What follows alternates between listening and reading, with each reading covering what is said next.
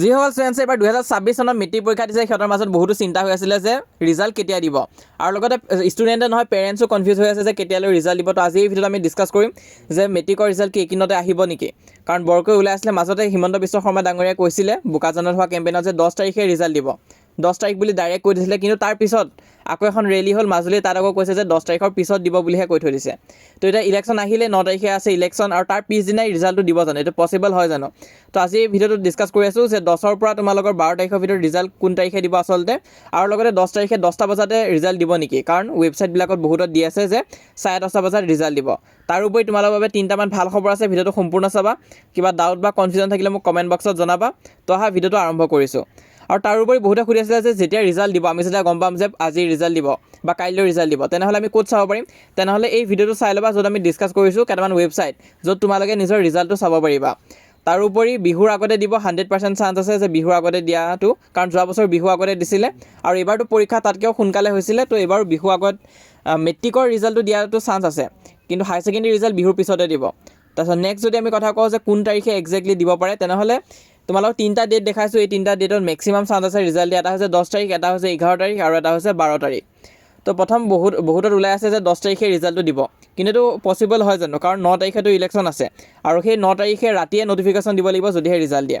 তো সেইটো অকণমান পচিবল যেন লাগি থকা নাই। হ'লেও তোমালোকে চাবা, যদি 10 তাৰিখে ৰাতিপুৱা নটিফিকেশ্যন আহি যায় তেনেহ'লেতো কোনো কথা নাই, কিন্তু যদিহে ৰাতিপুৱা 10 তাৰিখে নটিফিকেশ্যন নাহে তেনেহ'লেতো 10 তাৰিখে তোমালোকৰ কোনো পৰীক্ষাৰ ৰিজাল্ট নিদিয়ে। তেতিয়া তোমালোকৰ মেক্সিমাম চান্স আছে যে 11 এপ্ৰিলতহে ৰিজাল্টটো দিব। তো ক'ব গ'লে তোমালোকৰ 10 তাৰিখে চান্স আছে, হাই চান্স আছে হয়, কিন্তু 10 তাৰিখতকৈও বেছি চান্স 11 এপ্ৰিলতহে আছে। তো তোমালোকে সাজু থাকিবা, যেতিয়া ৰিজাল্ট দি দিয়ে তোমালোকে যাতে চাব পৰা, সেইটো কাৰণে তোমালোকে গাইডটো চাই ল'বা কেনেকৈ ৰিজাল্ট চাব লাগে। তো সেইটো মই তোমালোক দি দিম। তাৰোপৰি ৱেবছাইটৰ লিংক আদিও মই দি দিম যোনদিনা তোমালোকৰ ৰিজাল্ট দিয়ে। আৰু চোৱা, যদি 10 আৰু 11 তাৰিখ দুটাতে যদি নিদিয়ে তেনেহ'লে 12 তাৰিখে ৰিজাল্টটো দিব পাৰে, আৰু যদি 12 তাৰিখে নিদিয়ে তেনেহ'লে আকৌ বিহুৰ পিছতহে ৰখিব লাগিব।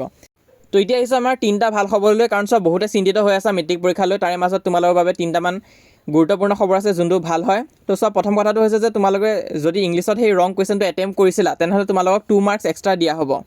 আৰু এক্সামিনাৰে কনফাৰ্ম কৰিছে যে তোমালোকে যদি এটেম্প্ট কৰিছা তেনেহ'লে নম্বৰটো 100% পাবাই, 2 মাৰ্কছ দিয়া হ'ব, লাগিলে ভুলে হওক। তাৰপিছত নেক্সট কথাটো হৈছে যে ষ্টেপ মাৰ্কিং থাকে মেট্ৰিক পৰীক্ষাত, তোমালোকৰ স্পেচিয়েলি মেথছ আৰু ছায়েন্সত থাকে। তো তোমালোকে যদি আধা কুৱেশ্যনো কৰি থৈ গুচি আহা বা অকল গিভেনখিনিও পাতি থৈ গুচি আহা, তেতিয়াও তোমালোকে কিবা এটা নম্বৰ এটা পাবা। এইটো মই ভিডিঅ'ৰ আগৰ পৰাই কৈ আহিছিলোঁ, বছৰটোৰ আগৰ পৰাই কৈ আহিছিলোঁ যে তোমালোকে গোটেইখিনি এটেম্প্ট কৰি থৈ আহিবা। তাৰোপৰি তোমালোকৰ ফৰ্মুলা তাৰপিছত ষ্টেপ বা ডায়েগ্ৰাম যদি শুদ্ধও হয় তেতিয়াও তোমালোকে নম্বৰটো পাই যাবা, এনচাৰটো ভুল হ'লেও। তাৰোপৰি নেক্সট কথাটো হৈছে যে তোমালোকৰ থিয়ৰী আৰু MCQ দুটাতে কিন্তু গ্ৰেছ মাৰ্ক দিয়া হ'ব। বহুতে সোধে যে অকল MCQতহে দিব নেকি, থিয়ৰীতে দিব নেকি? দুটাতে দিয়া হয়, আৰু এইটো দিয়া হয় যাতে ষ্টুডেণ্টে পাছ কৰে। তো তোমালোকে যদি ফেইল কৰিব ওলোৱা অকণমান নম্বৰৰ কাৰণে তেনেহ'লে তোমালোকক হেল্প কৰিবৰ কাৰণে গ্ৰেছ মাৰ্ক দিয়া হ'ব, যাতে তোমালোকে ফেইল হ'লেও 2-3 মাৰ্কছৰ কাৰণে যাতে পাছ হৈ যোৱা। আৰু দেখাও যায় যে প্ৰি ফাইনেল এক্সামতকৈ মেট্ৰিক পৰীক্ষাত ষ্টুডেণ্টৰ 10%, 15% এনেকুৱাকৈ বৃদ্ধি হৈ যায়, বাঢ়ি যায়। কাৰণ মেট্ৰিক পৰীক্ষাৰ বহি কিন্তু প্ৰি ফাইনেলতকৈ অকণমান কমকৈ ষ্ট্ৰিক্টকৈ চেক কৰা হয়, আৰু টিচাৰে বিচাৰে যে ষ্টুডেণ্টজনক যেনেকৈ নহওক কিয় পাছিং মাৰ্ক এটা যাতে দিব পাৰে। তো তোমালোকে কমেণ্ট কৰি জনাবা যে তোমালোকে কি ষ্ট্ৰীম ল'ম বুলি ভাবিছা। তো ইয়াৰ আগতে মই কৈছিলোঁ, তাতো বহুতে কৈছা যে ছায়েন্স লাগে, বহুতে আৰ্টছ বুলি কৈছা, কমাৰ্চৰ বহুত কম আছিলে। তো আকৌ এবাৰ জনাই দিবা, মই ট্ৰাই কৰি আছোঁ, ভিডিঅ'টো কমপ্লিট হ'লে মই আপলোড কৰি দিম। তাৰপিছত নেক্সট কথাটো হৈছে যে তোমালোকৰ 3 নম্বৰ গুড নিউজটো হৈছে যে বহুতো জেগাত ওলাই আছে, কৈ আছে টিচাৰবিলাকে কৈ আছে যে এইবাৰ ফেইল কৰা ষ্টুডেণ্টৰ ৰেটটো কম হ'ব বুলি কৈ আছে। তো এইটো কনফাৰ্ম হ'লে মই তোমালোকক IN Studio চেনেলত দি দিম, তোমালোকে পাই যাবা তেতিয়া এইটো সঁচা হয় নে মিছা হয়। তো এইটো ওলাইছে যে এইবাৰ কিন্তু যোৱাবাৰৰ তুলনাতকৈ কমকৈ ফেইল হৈছে বুলি ওলাইছে।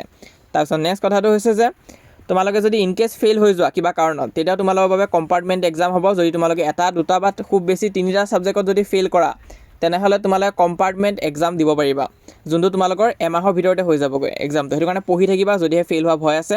তাৰোপৰি হোৱাটছএপত জইন কৰি থৈ দিয়া, কাৰণ তোমালোকৰ যদি কিবা যদি ভুলো হয় ৰিজাল্টৰ সময়ত, তেতিয়াও কেনেকৈ ৰিচেকিং কৰিব পাৰিবা, ৰিজাল্ট কেনেকৈ সোনকালে চেক কৰিবা, আৰু কিবা কাৰণত যদি তোমালোকৰ ডাউট আছে যে নাই মই ইয়াতকৈ অকণমান বেছি নম্বৰ পাব লাগিছিল, কিবা এটা ভুল হৈছে নিশ্চয়, তেনে ক্ষেত্ৰত তোমালোকে ৰিচেকিঙৰ কাৰণে কেনেকৈ এপ্লাই কৰিব পাৰিবা, গোটেইখিনি কথা আমাৰ চেনেলত ডিছকাছ কৰিম, তোমালোকে জইন কৰিবা।